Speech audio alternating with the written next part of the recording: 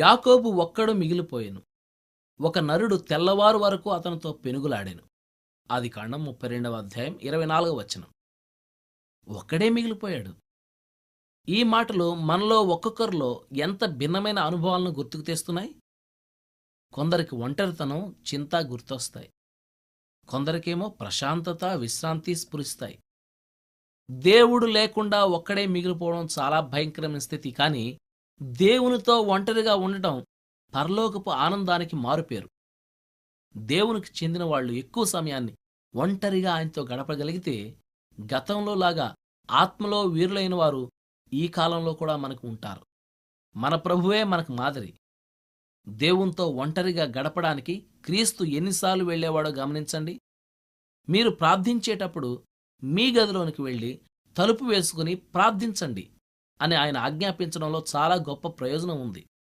ఏలియా, ఎలీషాలు దేవునితో ఒంటరిగా ఉన్నప్పుడే అద్భుత కార్యాలు జరిగాయి. యాకోబు దేవునితో ఒంటరిగా ఉన్నందువల్లనే రాజవంశానికి మూలపురుషుడయ్యాడు. మనం కూడా కాగలం. దేవుడు అతన్ని దర్శించినప్పుడు యెహోషువ ఒంటరిగా ఉన్నాడు. యెహోషువ గ్రంథం 1వ అధ్యాయం 1వ వచనం.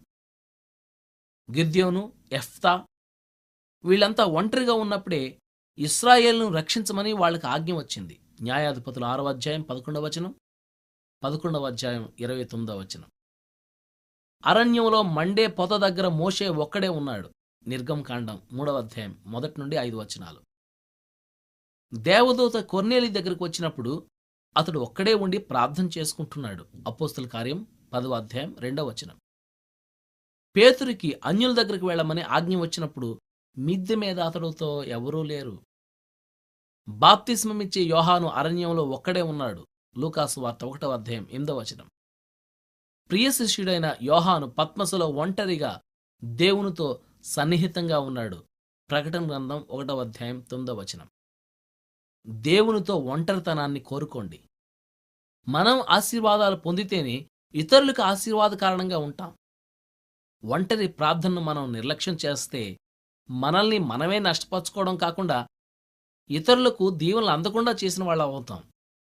ఒంటరి ప్రార్థనల వలన బయట మనం చేసే పని తగ్గవచ్చు, అయితే మనలోని శక్తి నూరంతలు పెరుగుతుంది.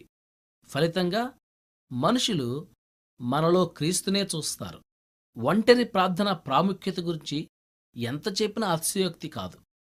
మౌనంగా ప్రభు సన్నిధిని ఎన్నికైన భక్తులు ఏకాంతాన ధ్యానించకపోతే ఎంత చేసినా సఫలం కావు ఎంచదగ్గ దైవ కార్యాలు.